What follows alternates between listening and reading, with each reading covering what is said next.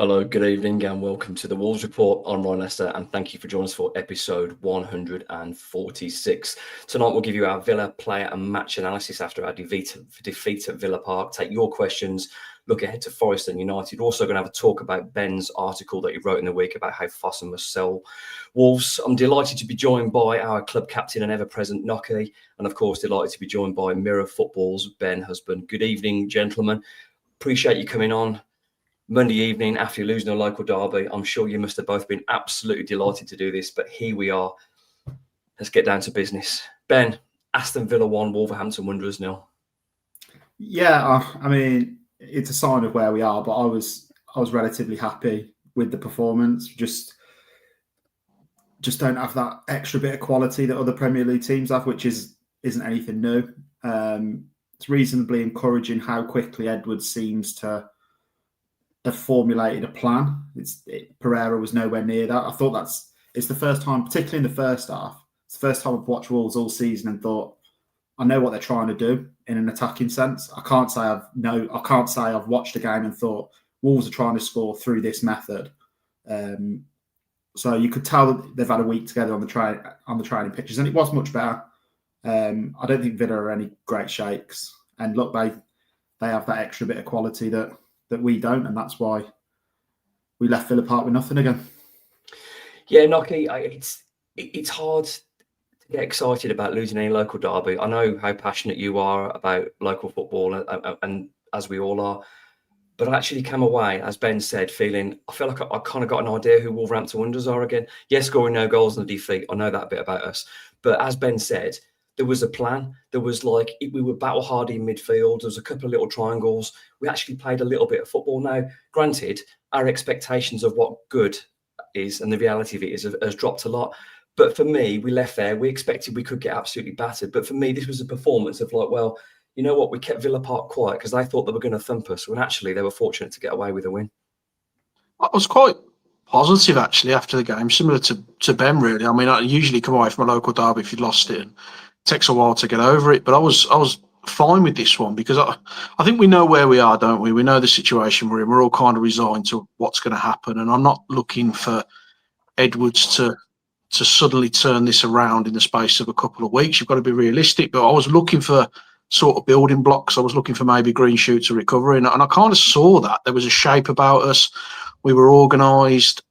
We had a way of playing that was affecting Villa. We were quite good defensively, which is something that we haven't done for quite some time. And I think the individual players who I've had some concerns around, sort of your Agbadoos, Mosquera, Totti, Strand Larsen, I thought they all played well. I thought it was a good, solid defensive performance.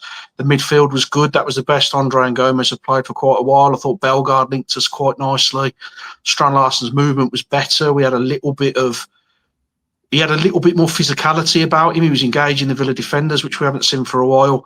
The only sort of disappointment for me was John Arias. I thought he was really poor. But there was things that we did really well, but we stopped doing them.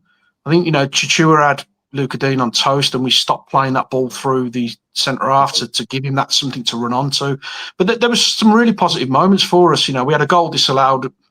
Looks going against you, it goes against you, doesn't it? If Varias carries on his run and doesn't stop in front of Martinez, we're 1-0 up and we've got something to hold on to. And the goal arguably shouldn't have stood. I think there was a foul in the build-up. So it's those little moments that are going against us. But I thought all in all, the performance was good. Villa Park was silent.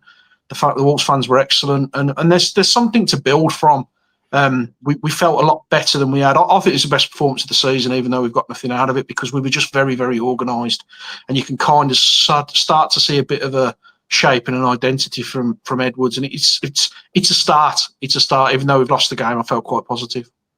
Yeah, Ben, it's not really usually coming away from a derby and you've lost with no goals, calling it a stepping stone, but it really is, because I come out of it and actually felt as upbeat as I could, considering we've lost, because Wolves actually played some football and they look like we've got an identity. And as you said at the very start, you couldn't really see it against Palace. Palace, I think, are very, very good, and we were sort of holding on until they scored. This was a different game, and Wolves were very much in that from the start to finish, and you could almost see, as Nocky said, the sort of green shoots of recovery and an identity. Yeah, I mean, people, it's obviously mathematically not, but there's a very, very strong chance that Wolves are going to be relegated at the end of the season. We need to see something from the players and which players are going to still be a part of the future. And Edwards beginning to put some foundations in for what will be a difficult season in the Championship. It's not going to be easy to drop down and fire straight back up, and it'll be important to see the character of some of the players. And you singled out Agbadou. I think in both games he's looked much better since the sending off. He's looked like Agbadou again, hasn't he? He has, yeah. And I just thought with Larson, I just thought he looked fitter than he has at any point. He looked a yard quicker. He was pressing a lot more. He was putting himself about more. He's looked a bit like he wants to shirt challenges when it gets a bit physical, I've thought so far. But I thought yesterday he looked bang up for it. I mean, the movement for the cross at the end of the first half where he's nipped in front of Konsa, if that goes in, that's unbelievably good. It's a great goal, yeah. That's like, and it's probably, if not for the little block on from Konsa that puts it straight at Martinez, if that just goes in clean, I think it probably goes in as well. And we're talking about a really, really good bit of forward play, which we haven't seen enough of. But he has been carrying a knock, so whether he's had a little bit of extra time. But yeah, I thought there's definite signs that there's some level of improvement. I sort of felt like in previous games it's been like ticking them off and okay, 26 games to go now. Whereas yesterday it finished and you went, okay, there's 25 games to go now. There's something to work with. Yeah, it was, Nocky, you never really enjoy any derby defeat, but that's as close as I'm going to get to enjoying Wolves this season, because I think it wasn't the little triangles in the first half, because I watched the highlights back and there was actually some nice football in the build-up to some of those opportunities. But there was some proper housery as well. There was like Mosquera, we know what he's all about. Larson was taunting Dini when he was kicking the ball out of play. There was just that little bit of spite that we've been missing. And there was almost like, yeah, this is something now. And you're like, well, actually, you fully represented us today. Granted, you know what? We're not very good anymore. But we look partially, we've got a bit of our team back. I like Mosquera. I mean, he's an absolute lunatic. There was a moment, I think, in the second half when he just decks someone on the halfway line for no reason at all. He just charged at him. We had a bit of, I felt like a little bit of belief about the players again. There was a little bit of pride back in the shirt, I'd say. That looked like they were hurting and they wanted to get something out of the game. And we were quite physical. We were doing the horrible stuff well, breaking the game up when Villa were trying to get ahead of steam. We were throwing some silly tackles in and just, we gave too many fouls around our own area, but we were breaking the play up quite nicely. And it was a different Wolves performance. When you look at the game against Palace, where we kind of surrendered in the second half, and we've done that a few times this season. Even when the goal went in, you felt like Wolves were still in the game and there was still a chance. And when you go on the chances and the balance of play, Wolves should have scored 2 or 3 goals in that game. And you've had the chance you spoke about where he's nipped in front of the centre half. We've had the goal that's been disallowed. João Gomez has one, a header from Mosquera, which I've no idea how Martinez has saved. Right. There was some incredible moments for us, and it's more than we've created the majority of the season, really. We looked like a team who could score. The only thing that I think kind of killed us was the lack of pace. We had nothing around Strand Larsen. So a lot of times we had Gomez and Andre moving up towards the edge of the area. They give it to Bellegarde and there was nothing to hit at all. And we ended up recycling it and ended up right back at Johnston, because we just haven't got that pace and that quality up front, which is something that I'm sure we'll try and address in the window. But unfortunately, that's the squad we've got at the moment. But you've got to take the positives out of a game like that. Yes, we've lost it, but there's things you can build from, and there's a starter. There's something to kind of get your teeth into and give you a little bit of hope. I'm not talking about survival. I think we know that's a very, very long way away, but you feel like they can maybe eke out a few points and start maybe winning a couple of games. And if you can get to January and you've maybe won 2 games between now and January and you've narrowed that gap a little bit, it gives you just a little bit of hope for a better second half of the season. But I'm usually quite critical of the players, but I thought all in all it was a good, honest performance, and they had a right good go at it. And on another day, I think maybe we win that game. And I think if we'd have scored first, I fancied us to go and win it, because we just seemed to have that solidity about us. We had a little bit more energy. But the first goal in a game like that's always going to be vital. And when you don't score many goals, if you give that first one away, it's always going to be a difficult task. I was sorry to jump in, but I think just on the performance, the first thing I thought watching it was something that Edwards said in his first interview, which is he wanted to make sure the team looked like they want it more than the opposition. And I think unquestionably, for the first time probably all season, because even in the the Tottenham and Brighton games, like it weren't like we were particularly front foot, or I think you can unquestionably say that it looked like Wolves wanted it as much, if not more, than Villa. You know, they were flying into tackles. They looked up for it. And if we're basing this off less than a month, what are we, 2 weeks into his appointment, 3 weeks? Which is his first full week of training, and but there's a definite attitude change that you expect with a new manager as well, and the next stage is just keeping that going. It's back to basics, wasn't it? It was back to basics. It was a case of let's do the simple stuff well, let's keep the shape well, let's defend well, let's not give any silly goals away. Just do the simple stuff, and that's kind of what you need to do, is just revert back to what you do when you first come into a club, which is try and make yourself difficult to beat. And that's what we did, and we lost to a wonder goal. There's not a lot you can do about that. It says a lot, as Nocky said then, it says a lot, Ben, that the fact Villa had one opportunity for a proper chance to score from outside the box. It was the moment that our holding midfielder was down. He'd have probably occupied that space. But it's taken an absolute Kamara worldie to beat a team who haven't won in 7 months. And that speaks volumes for me, for the organisation, the desire, the shape, the plan. Yeah, again, credit to Rob Edwards in that week, because he looks like Wolves he's found a shape that actually works for that group. Yeah, I mean, look, if that Kamara shot goes over the bar, it's on his swinger as well. If that goes over the bar, you go brilliant. They're resorting to their defensive midfielder swinging a shot from 25 yards. And 49 times out of 50, that isn't going to go in. And, there's nothing you can say. You watch the replays, it's not like the keeper could do more. It's not like we switched off. It's just one of them things that just happen to Wolves. And they happen to bad teams more than they happen to good teams. And, we're not talking about Villa, but it's not a sustainable model what they're doing. They looked as poor as we've played, really, I think. Yeah, I think so. But what I would say though, Ben, is they have looked poor then, but they have far better individual quality. Like, well, they have moments players, don't they? We don't have any moments players anymore. The likes of Tielemans, likes of Rodgers, those guys can bang it left or right from anywhere, and they are. We don't have really a single one. We don't have a moments player anymore that just does something out of nothing, which is what Cunha was essentially doing and masking the actual management skills of Pereira last season, because you can be out of a game and then you just back in a game. Like, if you had Cunha in that team yesterday, I think Wolves probably win the game. Just adding that one player in. If you replace Arias with Cunha, I think Wolves win by a couple of goals. That's the difference in quality that we that we don't have in the 11 anymore. Just one tactical point, well, a few tactical points, Nocky. We touched on Chachwar earlier on. I think it was actually Arias or Bellegarde that played Chachwar in. He's cut it back, he's fed it into Larson, put it in the top corner, but Arias is offside. So I think it's Bellegarde that played him in. But considering how quick he was, we really, really didn't use him enough for me. Now, Wolves seem to me to be way more involved in the game. I think I'd say Wolves probably a more technically gifted footballer than Chachwar, but with Chachwar's pace and that opportunity, I thought that ball was there and we should have used it more often, because I think you mentioned earlier on, Chachwar's got the legs on Dina all day long. Yeah, that was one of my disappointments, really, was that he absolutely had Dina on toast. He flew past him, and defensively, I worry about Chachura. I worry about his positional sense. I think he gets caught out. But going forward, if you can utilise his pace, he can put a decent ball in the box. He's done it a few times this season.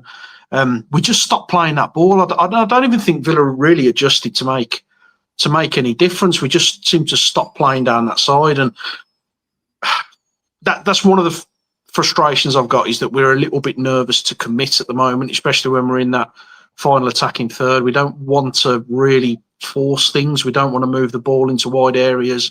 We don't really want to swing it into the box. I think there's a nervousness we're going to lose the ball. So it will come with confidence. But what we did see was quite a high position from Chachua, which allowed us to get in behind him. If that's something Edwards is going to look at, and almost using maybe even a Nuno style of pushing on you with your wing backs, it gives us a chance to get the ball into the box. So it's a positive, but it's a negative in the sense that we didn't use it enough when it was a really good weapon for us. Yeah, what's interesting about that, and I've said this, I think we've all said this on the podcast, when you've got a a Mosquera or a Totti as your left and right centre backs in a 3, you don't mind them being left one-on-one because you're confident something's going to happen. Mosquera's going to tackle them, he's going to deck them. And for all the things that Totti's bad at, he's very good at one-on-one defending. So you're comfortable then. I don't mind if my wing-backs go further up. And I think we actually saw that at Villa. I think Wolf did it. He just doesn't really have the pace to get any away from him. But he's like I said, neat and tidy, whereas Chachwal's that rawness. I think we can push him up a little bit further now. There's just a comment there that I thought was quite interesting from Danny P here. I don't know if you know any more about this, Ben. It says, Chachwal's been left out of the Cameroon squad for the AFCON, along with 8 others from their November window. Good news. I'll have a look at it now. I'll have a look, because I think that's fantastic news for Wolves if it is. I mean, it's a shame for him, but selfishly, I want the best for Wolves. And I actually thought on Sunday, getting in those positions, even the same, when we had Adama, even him just being there for teams to sit further back because they're scared of his pace, I just think that's it's a shame for him, because obviously he wants to go and play his tournament. But I mean, if that is true, then yeah, very, very interesting for us. Danny, thank you for bringing that up. It looks like that's the case, yeah. Yeah, Ben. This is why we have a journalist on the show that can check things straight away. Not like me and you, Nocky, just sitting there looking out the window. Danny, that's a really, really good point. Tactically, keeping on the tactic subject, Ben. The one player that I was really impressed with, I think, doesn't play here enough for me. And I know Nocky and Tyler made a bit of fun of me about Bellegarde, but I thought he played really, really well. I can see that little smirk on your face there, Nocky. But he just seems to play well against Aston Villa. Now, for me, he was what's missing last week, Ben, against Palace, because if you got Manetzi in there and you got the 2 holding midfielders, nobody can travel with the ball. But I really felt he took the pressure off Wolves. Like, the ball kept coming back because he was happy to take it 5 yards, 10 yards, go left, go right, linking. And for me, going forward, that has to be our midfield 3. And with massive credit for Bellegarde for his performance. Yeah, I'm a big fan of Bellegarde, to be honest. I think he's a good player. I don't think we've ever really got the best out of him. But in that setup with the 2 Brazilians behind him, you need that, because without that, there's no progression and the ball doesn't travel where it needs to go, which is why that's the first time we've seen Chachua actually be used, is because there was someone capable of playing some passes in advanced areas. It was Bellegarde that played him through, yeah. It was a great pass. Pereira had this obsession that Manetzi got more out of Strand Larsen. Look, there's still not enough pace around Strand Larsen. Bellegarde doesn't. But I think Bellegarde's closer to... He's not like Cunha, because Cunha's much better, but he is someone that can actually pick the ball up and move forward. But he's capable of beating 2 or 3 men, isn't he? He can push a ball because he's got that quick acceleration and low centre of gravity. He's someone, and I just thought it was really nice to see. Actually, Edwards has noticed in a week what the other managers have not noticed for ages. Like, he's seen 1 week of Hwang and 1 week of Manetzi, and there's not a minute between them now. There's no question those guys try the best. I think they do. I just think they're nowhere good enough, particularly Manetzi. We've seen a lot of Hwang, who hasn't actually played well for nearly 2 years now. So the fact that Rob has noticed that in a week and got more technical footballers in for me, Nocky, I think that's promising going forward. Absolutely, yeah. I mean, we've questioned the Hwang decision for quite some time, and I think Manetzi's always been a little bit of a conundrum, hasn't he? Sometimes he looks really effective and efficient, and he looks like a bit of a goal threat, and he'll pop up in some dangerous areas. And you do think if he plays a full season, he probably does get you 5, maybe 6 goals a season because of those late runs that he makes. But yeah, we did laugh at you about Bellegarde, but I really like him. I think he's a good player. I think he's a good link-up man. He's got some quality about him. He can finish, and he's pretty quick as well, which is something that we're desperately lacking in the squad. He's clearly putting his own spin on things. He's recognised that there's some players on there who, I don't want to say passengers because it's disrespectful, but they're not adding enough to the team to warrant a regular place. And he wants to put in a team that's going to be physical. He wants to put in a team that's going to be brave and strong and not get bullied, especially in that midfield area. And that's exactly what he got in that game. So he's the sort of manager that I think is going to play a team that he thinks will win us a football match. And if that means that Hwang comes in for some of them, then fine. But it looks like he's already kind of identified where the weak links are, and he's put Bellegarde into what I think is his best position. I think he plays in that midfield area, maybe just advance of the 2, or he doesn't play, because if you put him on the right wing, and we've tried him at wing back in some of the friendlies, it just doesn't work. It's never going to work. He's a central midfielder who can push on into that attacking area almost as slightly deeper than a 10, and he can be really effective, and we know he's got a shot on him as well. So he's warranted his opportunity in the team, and I hope he keeps his shirt. Yeah, I hope so too. He's just the difference it makes. I mean, the rest of the defence must just take a sigh of relief, because the ball, again, last week against Palace, just kept coming back. And eventually you're going to get tired. They're going to make mistakes and you're going to get opportunities. That didn't happen. One other thing I talked about last week was bravery. Now, not just talking about and putting tackles in and squaring up to somebody, talking bravery about taking responsibility with the football, leading the game, making a pass. I think there was many players on Sunday afternoon that stood up and were prepared to play. Wolves were confident playing out the back. I mean, when they start doing it, you're thinking, I don't know about this, but the little triangles with Andre, they trusted him.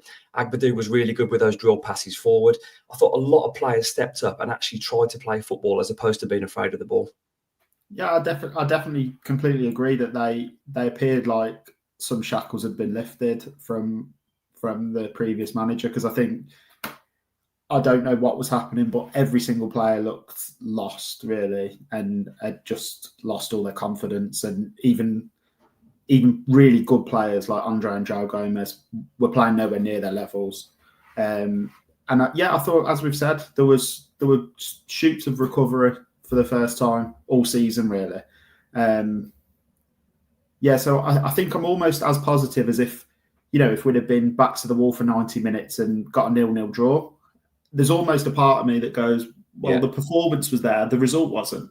But if they continue to put in performances like that, the results will come. So it's going to be difficult, but you're almost looking at like the process over the result, aren't you? Because that was a positive performance. There's no way of really spinning it any other way.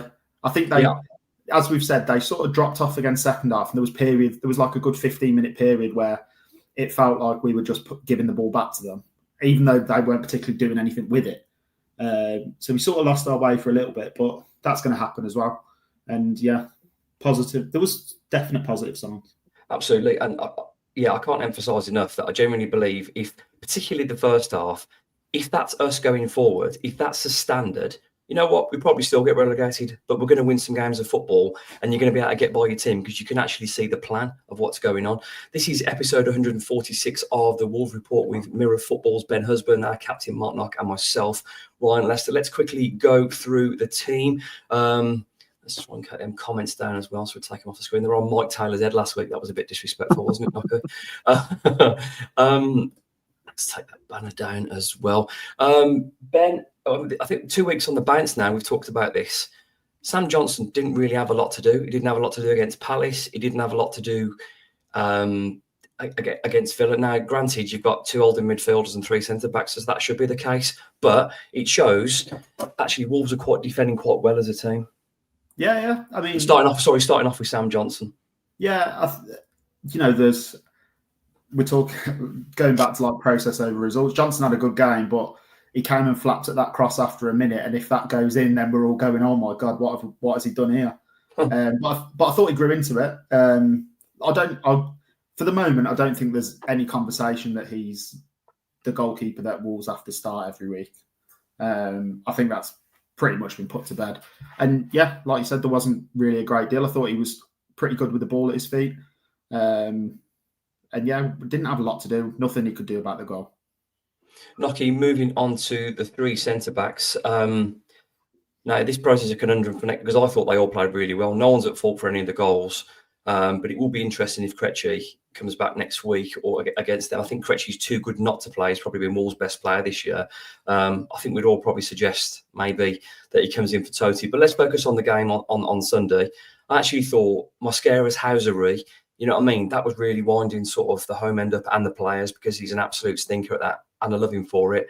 Agbadou looks like he's back to himself, and I thought Totti was reasonably solid. Have you got a similar take on those 3? I like the performance of the back 3. I thought they were all pretty good. Totti had one of his better games because he didn't. I don't mean this disrespectfully. He didn't have to think. The moments he had to deal with were just kind of on him. He made a brilliant tackle when Agbadou got beat by, I think it was Marlon. Made a great tackle on the edge of the box.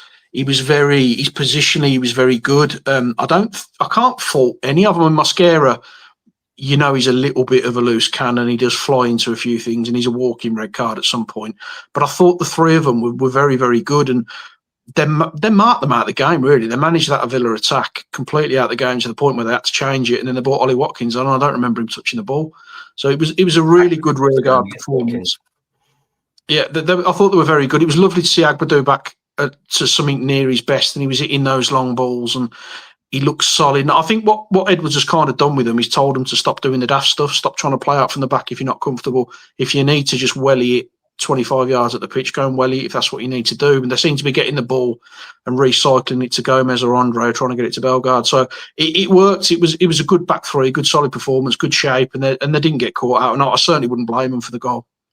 That's a really good point you make there. Just going back tactically, there was a nice variation of how Wolves played. It wasn't, I mean, there was a lot of triangles when they sort of put you on the edge of the seat and then they'd find one of the wing backs. That was nice. But equally, if that passer wasn't on, they were happy to put it downfield as well. So like you said, play what's in front of you. If there's a pass, take it. If it's not, go long. And you know what? It works because we didn't do any of them silly mistakes earlier in the season that just like basically gift the opposition multiple goals. Moving on to the wing backs, Ben, I think we covered this in the sort of the tactical side. Wolf is sort of grown into that position. I do think Hugo's a little bit unlucky because I think he's a little bit more left than right. But Wolf, I think he's done okay these last 2 games. He's certainly not explosive, but he gets in good positions on the left-hand side, and I think he can cross a ball. Yeah, I prefer Wolf than Hugo Bueno, to be honest. I think he's a better player. I think there's a higher ceiling with him. I think Hugo Bueno is what he is. He's a good squad player, which, you know, Wolves don't seem to believe that that's a thing that can happen. But I don't think either of them are perfect, but I like what I've seen from Wolf, and I do think he's getting better with every game. And then, yeah, Chacha on the other side was good. A genuine attacking threat that Wolves need to really build around, really, which we weren't saying a couple of weeks ago. But that's an identity that Wolves can and will terrify pretty much every fullback in the Premier League, because he's that fast. And if Wolves can start actually playing the ball properly and working through the lines and leaving him that space, then that's the way that Wolves can start building some kind of identity.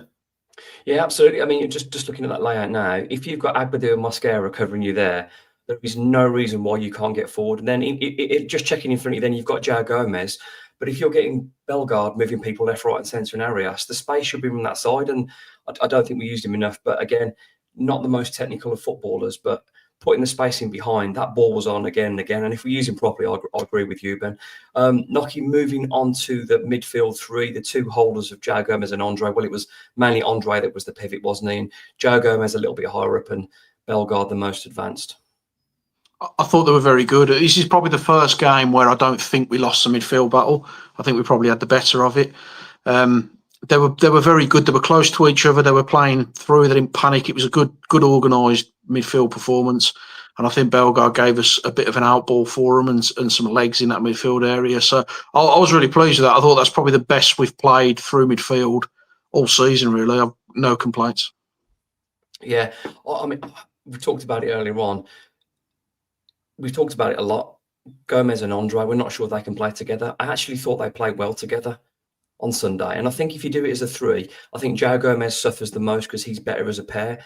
But actually, I thought they all did their work. I mean, some of the tackles and flying around Andre and Gomez did were absolutely fantastic. And Bellegarde just took the pressure off. And it just looked balanced. I think that's the best word to say for our midfield. It's the most balanced it looked for a long time. It's night and day above Menezzi in there, no disrespect to Marshall, but Bellegarde in there just makes that midfield look balanced. Ben, moving on to the forward 2 of Strand Larsen and John Arias now. I'm glad you've got Arias and not Nocky, because we might have to push the show back to 9 o'clock.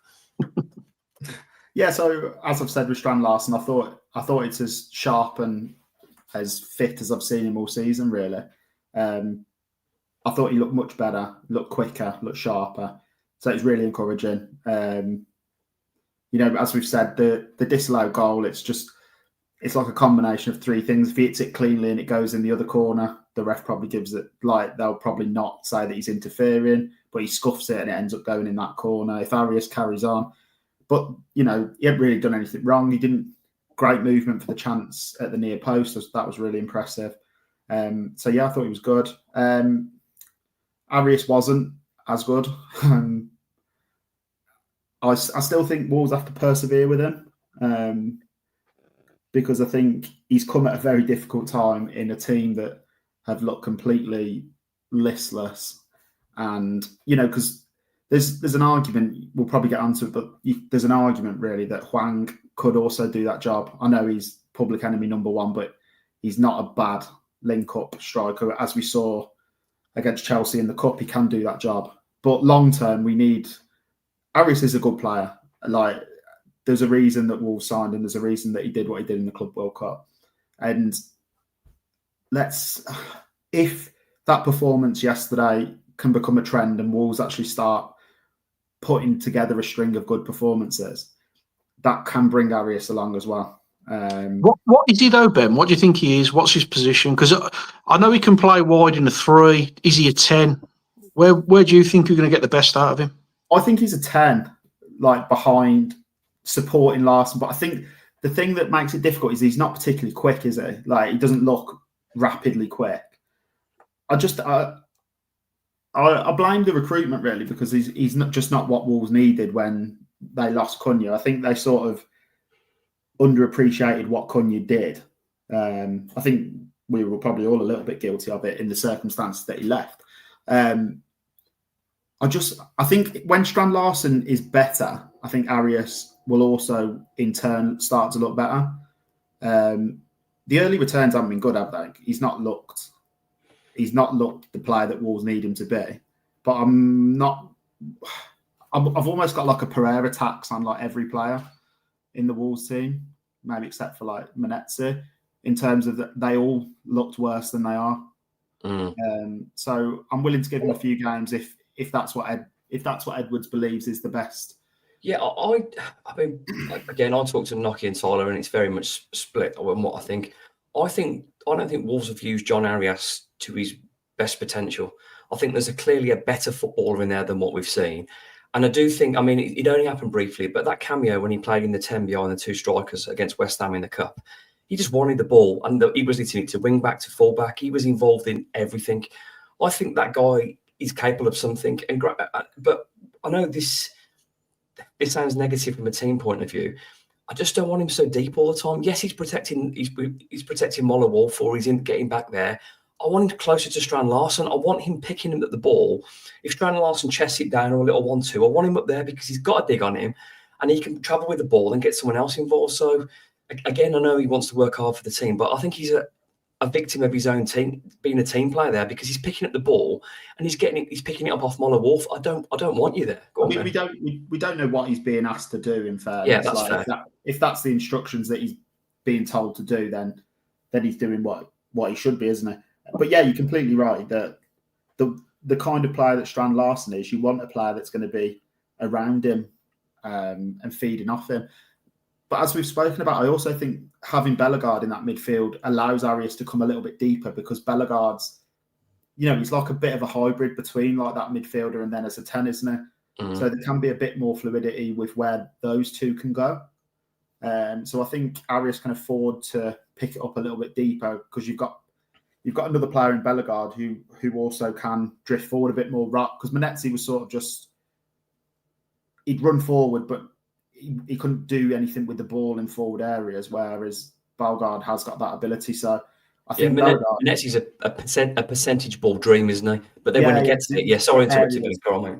Yeah, because it's just areas, isn't it, with Menetzi? He gets in good positions, but he doesn't particularly get the ball and do meaningful things with it. But in terms of where you want your players, he does find the right areas. I mean, the amount of times he's like pick the ball up and we're leading like a 2 or 3 on 1, and then it's just like spurn the counter attack quickly.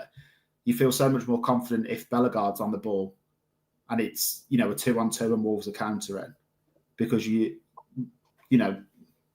of the time he'll pick out the right pass. So I think Bellegarde actually being in the team is really, really important for probably 4 or 5 players in that. Particularly in this setup as well, because Yeah. he's an out ball for Totti, he's an out ball for Mollewolf, he's a swap with Arias. He can really take the ball off either of them, and he can support Strand Larsen. I agree. I think Wolves look considerably better with him in the team, and I know he's not particularly popular with everybody. I like Bellegarde, and if he's in centre midfield where he can run with the ball, he's starting every week for me.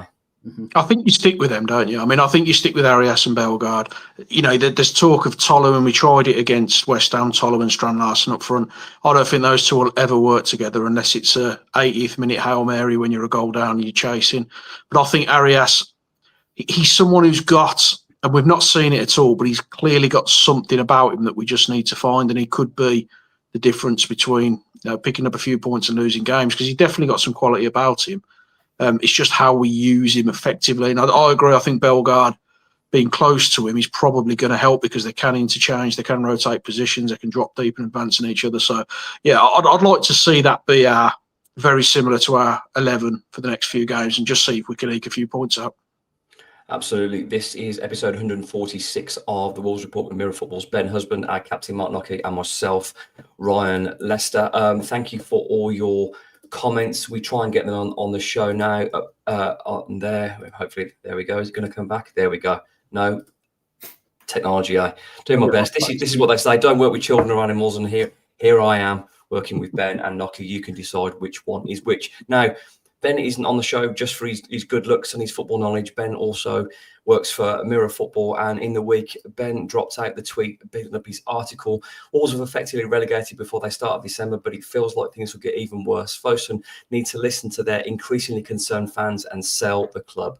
Now, I say Ben put this article out in the week, and I'm going to try and do something I've never done before. If you haven't seen that article already, how about this, Nocky? You can scan the QR code straight to Ben. It's unbelievable, Nocky, isn't it? How far have we come from just sat in the kitchen? The fact it's on your face is making me quite happy. Yeah, mate, I've got a timer and a like on my face. I've never had that before. But yeah, if you've not seen Ben's article, it's very much worth a scan and a look. I'm guessing most people have, but I thought I'd give the opportunity because we're going to talk about it. Now, Ben, I know what mainly you're sort of covering in that article. But yeah, if you could just reaffirm, you've talked about it's time for Fosun and Marcel, mustn't they? It's got to be now, hasn't it? Yeah. I think there's been circling the drain, and then Wolves are probably going to go through it in 6 months' time. But it's been coming for a while, and I think when you actually put in the sort of track record down in writing, there's I think there's a point I make in the middle of it that's essentially if Fosun were to leave, if Wolves get relegated and Fosun leave, there's almost no lasting footprint that they were ever even here, essentially. Apart from memories. They've made no structural improvements to the club at all, really. They've funded us in terms of bringing good players into the club. And look, I've said in there as well that from an outsider, you might think it's fickle to want these owners out, considering that we'd spent 4 seasons out of the last 34, I think it was, in the top flight before they came in 2016. But there's just no appetite to grow the club, is there now?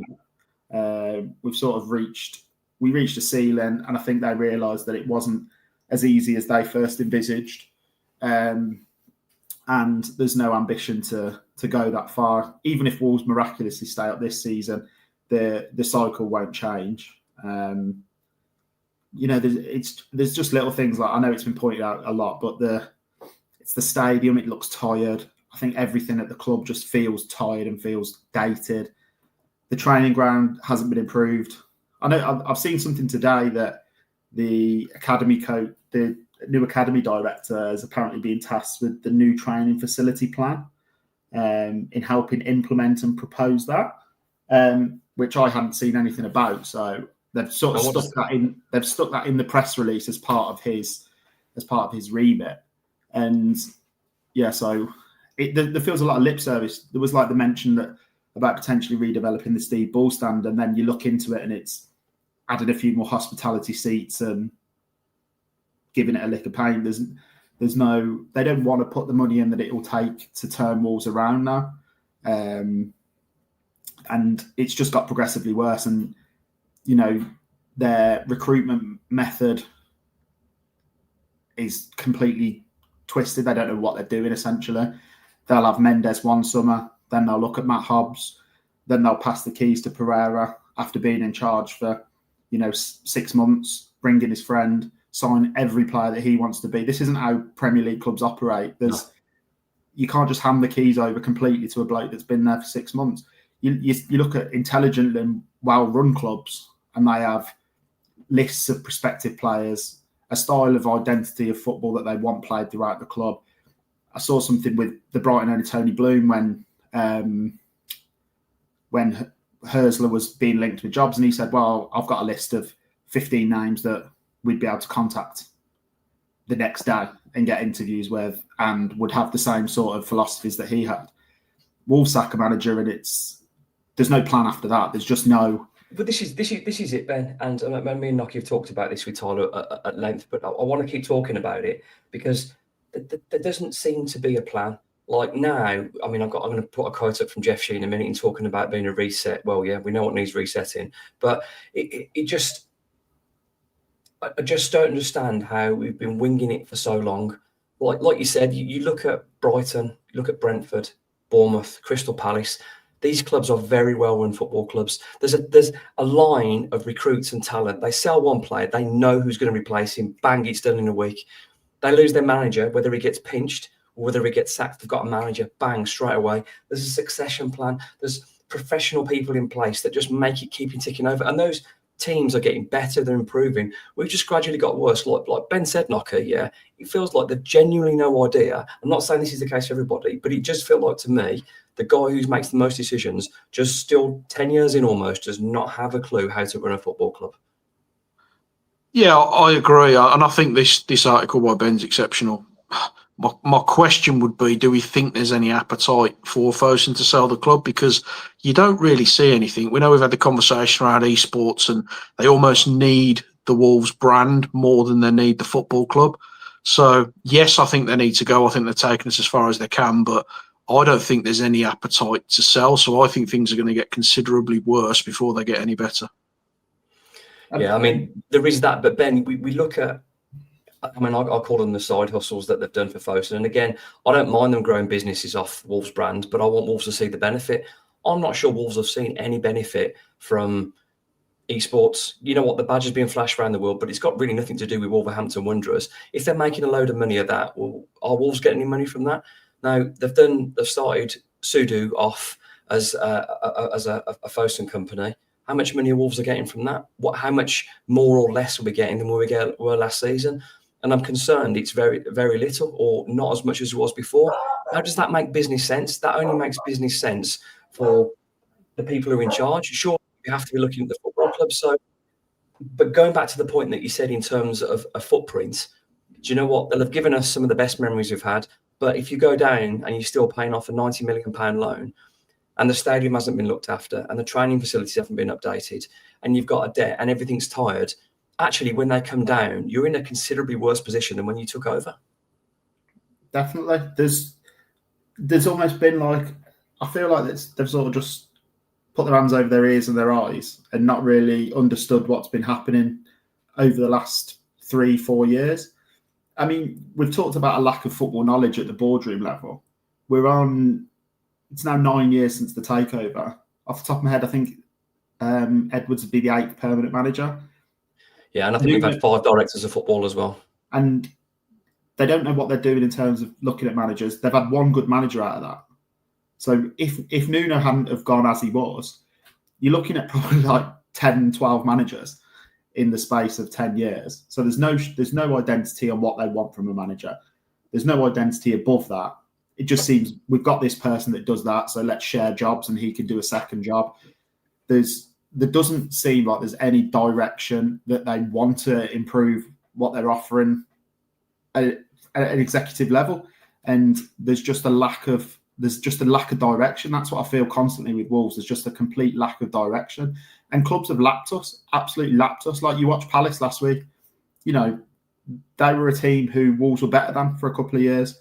Palace are infinitely better than Wolves, and it's because they're a well-run club that buy players well, that sell players well, that know what they're doing in terms of appointing managers, and they're just miles ahead, absolutely miles ahead. And there's other examples. I mean, essentially every club in the Premier League is ahead of where Wolves are at the minute, because by a chronic regurgitation of the playing squad and getting rid of all of the good players and replacing them with inferior ones, and allowing a manager and a sporting director to just sign whoever they fancy, they've essentially built a squad that could end the season as the worst Premier League team of all time. And that is the one footprint that they might leave at Molineux, is that they will have overseen a decade where they've gone from one of the best promoted teams that have been to the Premier League to probably unless we've spoke positively about the performance, and this isn't on the players or the manager, really. And it's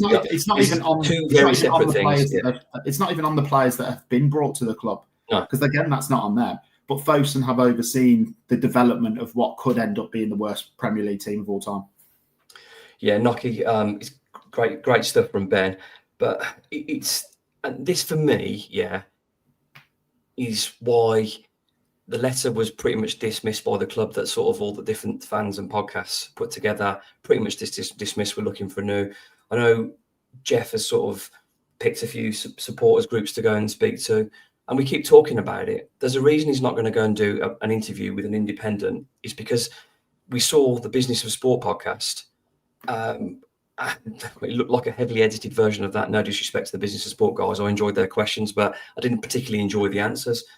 Wolves have got a massive problem for me in Jeff Shee, and I don't see it getting any better anytime soon. When Edwards was announced, Jeff Shee talked about a reset. I think the club should reset. Sometimes in the past we tried to renew the old cycle, but at the moment I feel we need to refresh the whole club. Well, Jeff, if I'm reading that correctly, we're on the same page, but I think we mean two different things. Nocky.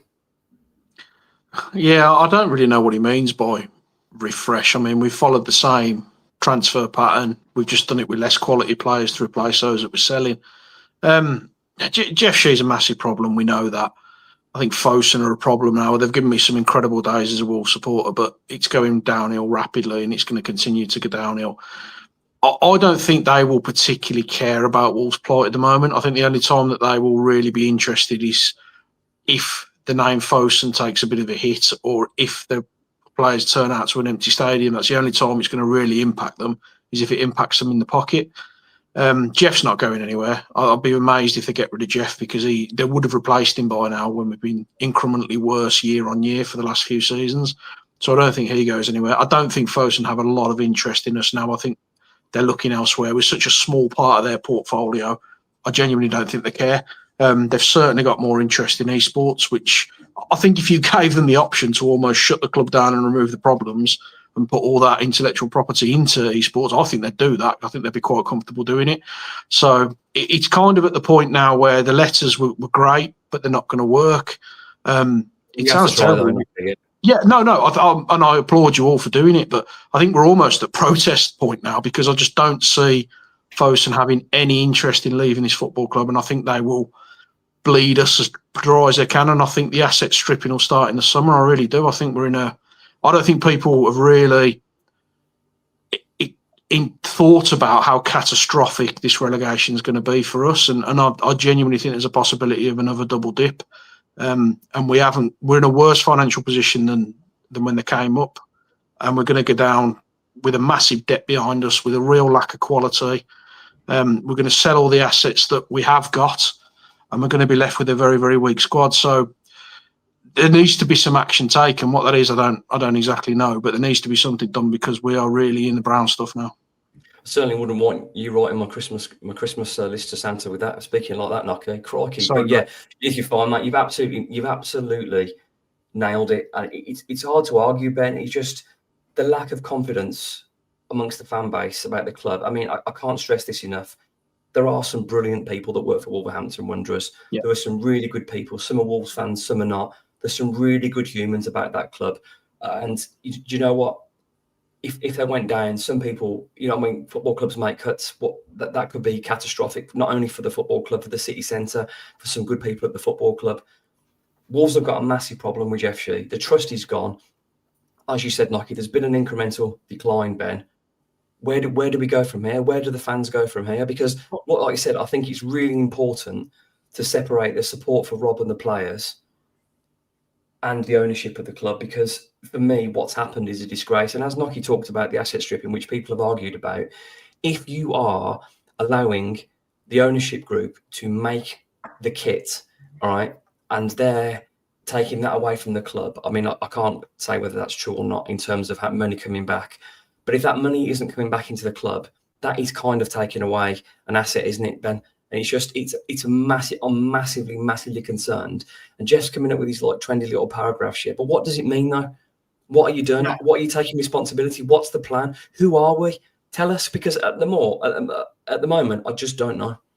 Yeah, I'm not going to. I don't know where kit finances, so I won't comment on that. But it's even difficult to tell fans what, because people have mentioned boycotts and things like that. But for a lot of people, this is like a big part of their life is going to watch Wolves. And Edwards also doesn't deserve an empty stadium. So it's such a difficult thing. Rob Edwards doesn't deserve a poisonous Molineux atmosphere.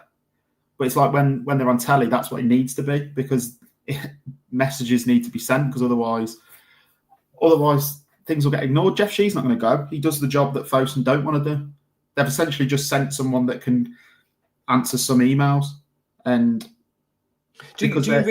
I'm not sure, Ben. And I know it's okay to disagree. I think Jeff calls a lot of the shots, because I don't understand how a massive conglomerate would make so many ridiculously bad decisions to leave a club where it is now. I am confident that Jeff has the majority of the say. Now, I might be wrong, but that's just the way it feels to me, because I can't believe... He might call shots, but it's that insignificant to them as a whole, Fosun, in terms of like where Wolves are in their portfolio, is they probably don't even know half the things that he's doing anyway. Well, we don't either, to be honest. So I don't even think he does. Turned away from any interest in Wolves as well. And even if they got relegated, I'm not sure that Jeff Shee had moved. And I genuinely don't think that they would. I think he'd just remain in place. And it's this. The scary thing is when you drop out the Premier League and you start going sort of out of sight, out of mind.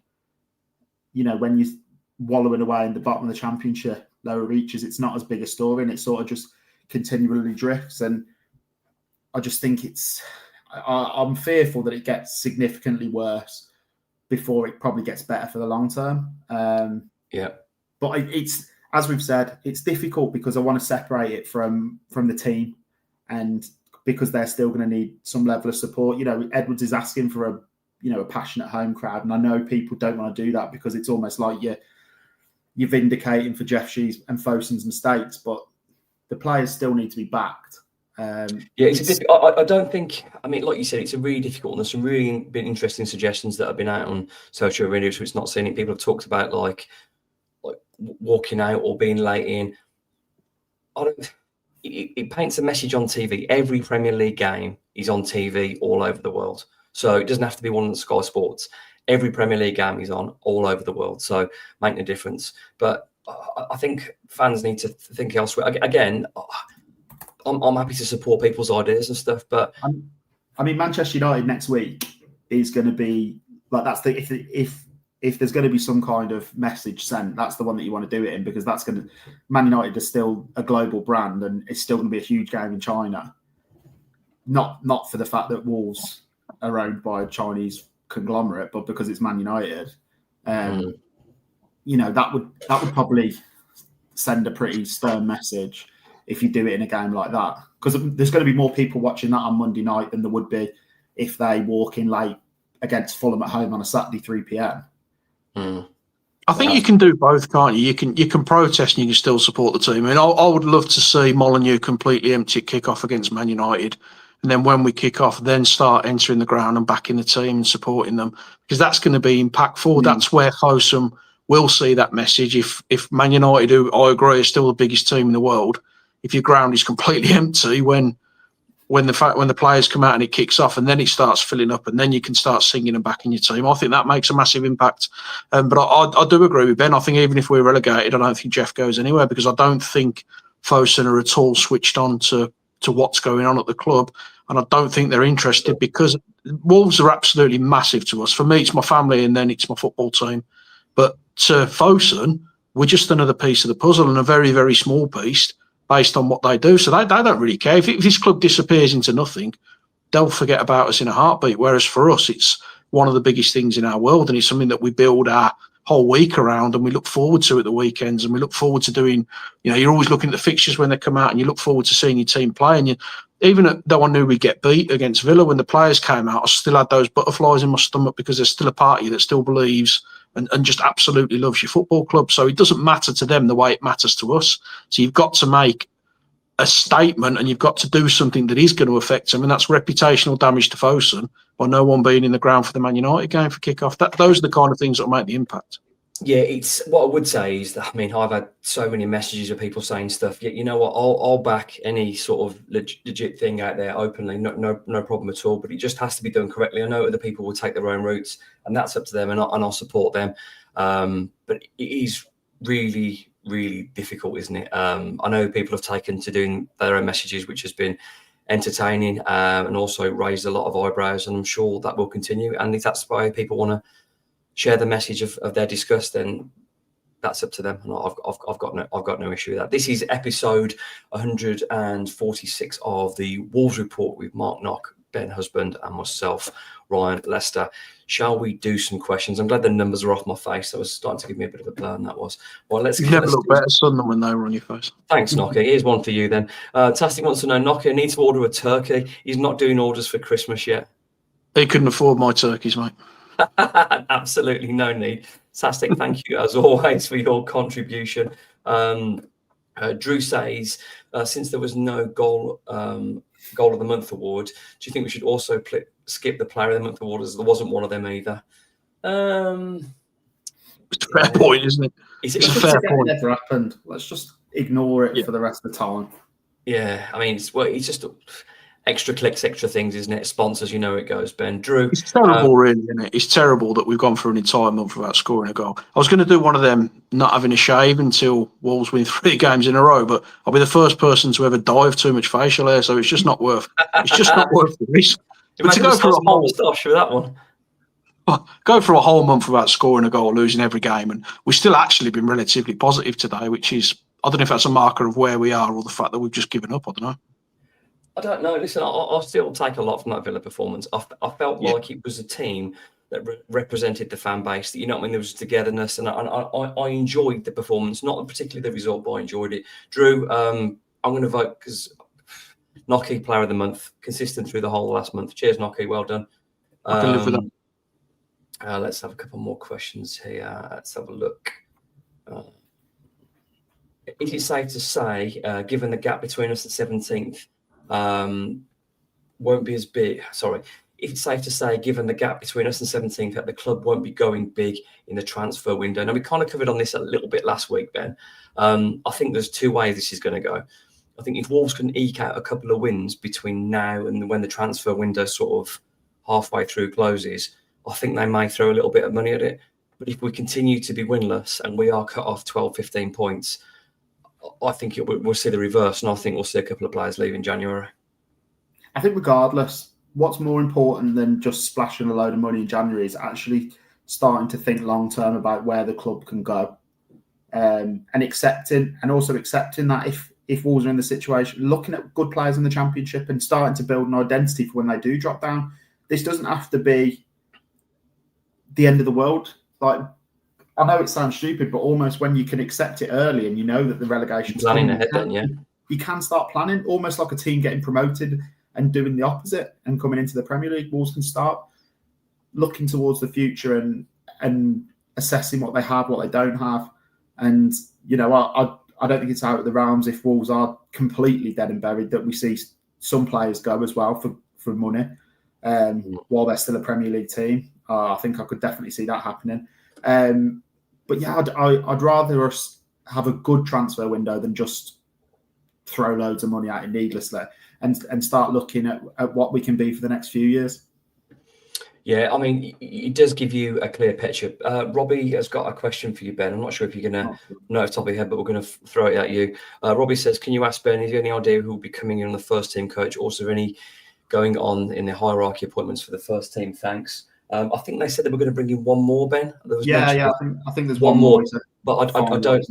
Yeah, I mean, I know they brought Trollope in. They brought one guy, I think, from his last job in. He mentioned about having a smaller team. I know Pereira had about 156 backroom staff, but I think this will be smaller. So I can't give you a name. I don't know, but I think Rob said one more. I think he's got I think he wants one more, Robbie. So I'll ask, but like I said, I'm not privy to such things like that. Well, Ben's probably got a little hush up until midnight to release that for us. Let's get a couple more questions in before we talk about the next two games. 6 points in the next two. That'll be good. Here's a little bit of fun. Rich asked, have you ever told a porky pie bigger than Jeff Sheet telling us we've had a good window? Nocky? No. It's nice and easy, that one. That's the worst lie anyone's ever told, I think. Yeah, but you know what, though? What's scary is I think he believed the answer. That's even scarier. I don't think it's a lie. I think he believed the answer. I think he believes what he's told. Yeah, I don't think he believed it. I think he had absolutely no idea who he'd signed. If you'd have asked him on that interview when he said that, who have we signed then, I don't think he could rail you off two of the players because he's totally devoid of any football intelligence. So he knows what he's told. He knows what he's fed. I don't know if it was a lie or just a lack of football knowledge, to be fair, but he was wrong on either account, whichever way it was. Rich, thank you for being part of the latest Wolves report. Should we do one more question? Let's have a look, see if we've got any more in here. What can we do? Let's have a little look in here. Again, this is on the sort of same show, but Ignite has 6 more games in December, and we play West Ham now in 17th of January the 3rd. If on January 4th, we're still winners of 5 or 6 points, or have 5 or 6 points, relegation looks nice. Should we buy or save? Yeah, just finishing off on that point, I think it's a really good point. And I think, Ben, marking West Ham as that game, I think that's really key because do you know what? I do expect Wolves to win a game or two between now and then. Rob Edwards has given me some hope. He set the standard. If the first half performance is us over the next month, Wolves win a couple of games. Do they get relegated still? Probably. But if you could win a couple and beat West Ham, you know what? We're having a different conversation. Ignat, thank you for always being part of the Wolves report. Wednesday at 7:30, Wolverhampton Wanderers, I think they're on the F1 channel, playing against, who we got on Wednesday, lads? I forgot. Forest. I'm joking. Playing Nottingham Forest, Sean Dyche's Nottingham Forest. Ben, we have to look at that game as an opportunity to win. For me, I'm not making any changes. I'd be kind of tempted with Krejci, but as I thought everything was so, they play with so much harmony across the back, I'm not sure I'm going to make any changes at all. Yeah, if he wasn't fit enough Sunday, it's a pretty quick turnaround. As long as everyone come out the game fine, I'd be unchanged, I think, and see what they can do against a side that, you know, there's no great shakes either. And I'm actually fairly excited going into a game, which is odd thing to say. I'm You're looking forward to sitting next to me, Ben? I'm not looking forward to anything really. I am actually. We'll come on to it, but I'm optimistic. Yeah, Nocky. I think Forest will be feeling. I know it sounds ridiculous. They've just been pumped 3-0 at home. I saw one of the journalists put out this could have been like 7-0 or something like that. And I know, I'm sure Forest beat them 7-0 or something 8-0 last year. Did they beat them? It was the other way around. So do you know what? Forest have got some good players. This is a team that's low on confidence. Sean Dyche has usually got the sign over Wolves, but Nocky, this is a game that really Wolves should be targeting. And I've got to be honest, and I don't know why I'm saying it after 7 months, but I do genuinely believe that Wolves are going to win on Wednesday night. Yeah, I mean, it's nice to be optimistic, isn't it? And I know you said they're not in great form, but they've just beat Liverpool 3-0 away in the last away game, so they're not exactly in terrible form. It's going to be a difficult game. We've got Morgan Gibbs-White coming back, and the way this season's going, you know, he's going to enjoy the weekend. Oh, fingers crossed. I hope it's long term. But it's going to be a difficult game. They're organised. They've got some good players. They're a Sean Dyche team, so they're going to kick us as much as they possibly can, and there'll be plenty of balls coming in the box for all positions. So it's a really difficult game, but I think all the pressure's on Forest. I don't think there's any pressure on us at all because we know where we are. So they're going to come into it with almost a stick or twist mentality? Do they come at us? Do they try and beat us, or do they try not to lose? I think they'll probably target us as a game that they need to win. So it'll be interesting. Speaking of a Forest podcast earlier on, sorry to jump in. They host their podcast. They were expecting some proper defensive football, and they said it's not been like that. They've not been the Forest that the Burnley team were. This is the team that's tried to play a little bit of football. Now, that for me sounds great, because otherwise you could have a deep sitting 4-4-2 against a 5-3-2, and it absolutely stinks of 0-0. I do think that Forest will come here and try and have a game with us, Knocker. But Forest aren't set up to do that, though, are they? I mean, when you look at the Burnley team that Dyche had, that's the only way he could really play. He didn't have those sort of flair players that Forest have got. It'd be very difficult to set up just to sit for Forest, because most of their dangerous players are more in advanced positions, so you'd be daft to do that. I think they'll come and try to win, but I do think they'll have the philosophy, first and foremost, of let's not lose the game. And if they get a draw out of it, it's a draw away from home. That's 4 points out of the last 2 away games. I don't think they'll be too disappointed with that. But I do think they're a side that give you chances as well. I think they do give you opportunities. So we need to be ruthless, which we haven't been all season. But I do think Wolves will get a couple of chances. And if we can take the lead in this one, then we'll bring Forest out a little bit more, and there could be space to play into. But the first goal is going to be vital. If we don't score the first goal, we don't win the game for me. So we need to get that first goal, and we need to push on them and put them under pressure. I think let's just be really, really nice to Gibbs White if he is playing. Just everyone be nice. Just no one chant any chants at him. Just everyone shake his hand. Just be really nice. And then he'll go home and it'll be 0-0 and we'll be on a massive 3 points. He'll want to score either way, won't he? Don't matter what you say to him. I'll just physically muting myself then, Ben. Yeah, it's going to be interesting. But Ben, how embarrassed are Forest going to be the first team to lose to Wolves this season? I know. And it'll be by a couple of goals as well. Oh, look at this. It's a genuine pressure, though, because no one wants to be the first team to lose to Wolves. We're the Southampton of last season. You expect to beat that team. So it's massive pressure on teams coming to us, because it's almost a must not lose when you play against us. So all the pressure's on them. There's no real pressure on us. So, we've got a chance. With his speech. Go on, son. You've got to score first, though. You've absolutely got to score first. We're not capable of coming from a goal down. So if we don't score first, if we do something daft and throw one in our own net, then that's game over very early. So we've got to be very careful. But I think we're capable of getting something out of this one, providing we do score first. Yeah, more than capable. And then, Ben, on Monday night again, 8 o'clock, Sky Sports Monday Night Football, Manchester United travel to Molineux. My dog's making his bed, which is nice as well. I know we're not going to do a podcast between now and then, but we've got to mention it. I think this very much varies on how the Forest game goes. Again, if you manage to get home for that 2-0 win that you've predicted, Ben, you pretty much go the same team again. But again, this is a Man United team that aren't unbeatable. These are teams that give you chances. Granted, there's some very, very talented footballers, like there are at Forest, but these are both sides that will give you opportunities. I would say that Aston Villa or look at their league position and their results, they're far better at getting results than these next 2 games that we're playing.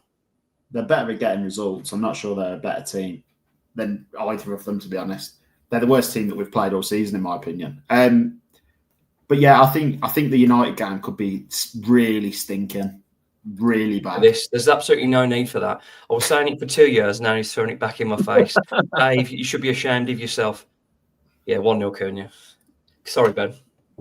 Yeah, I expect him to score. But yeah, I think it could be a real stinking game against United, and that's fine. But United are not, talking about pressure on teams coming to Wolves, it's even more. Imagine the embarrassment for Amorim if, it's everything is crisis with Man United. Every game, if they lose, is a crisis. If they win, is the start of the next dominant era. So they'll not want to lose at all. I think this. I know it's stupid, and we're going to, in 7 days' time, we'll have lost 2, scored none, conceded 7. I think there's scope for some points. Nice factory reset that.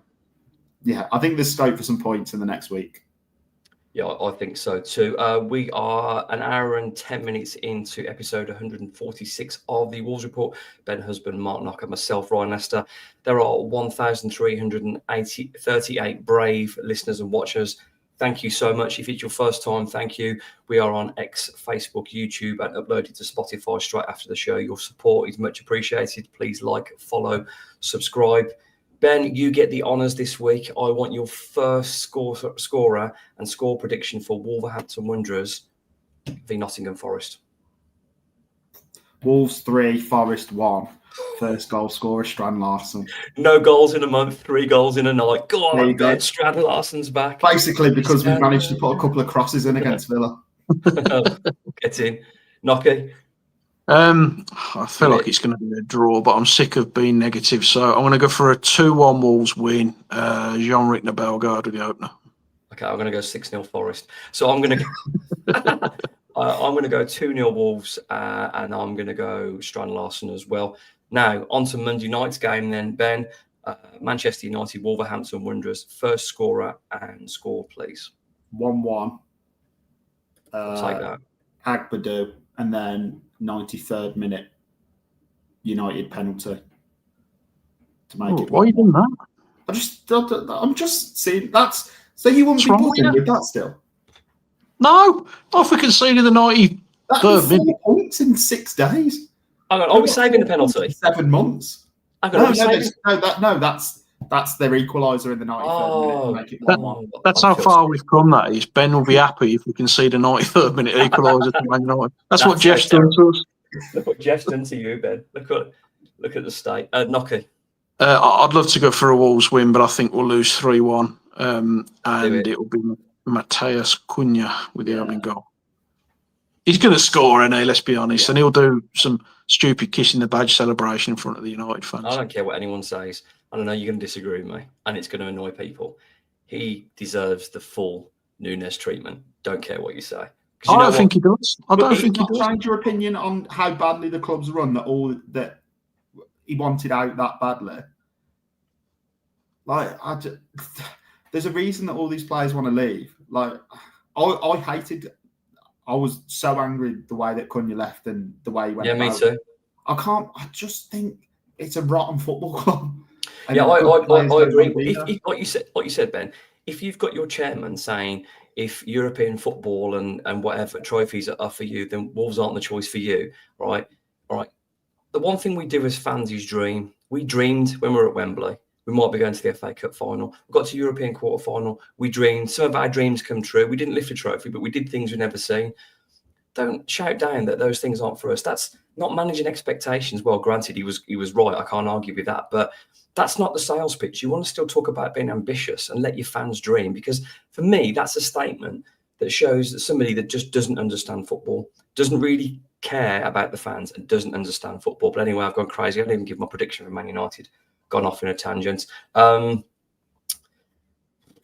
not going to go 1-0 Cunha with that bit of housery there, but I'll go with 0-0. 4 points in a week. We're absolutely buzzing.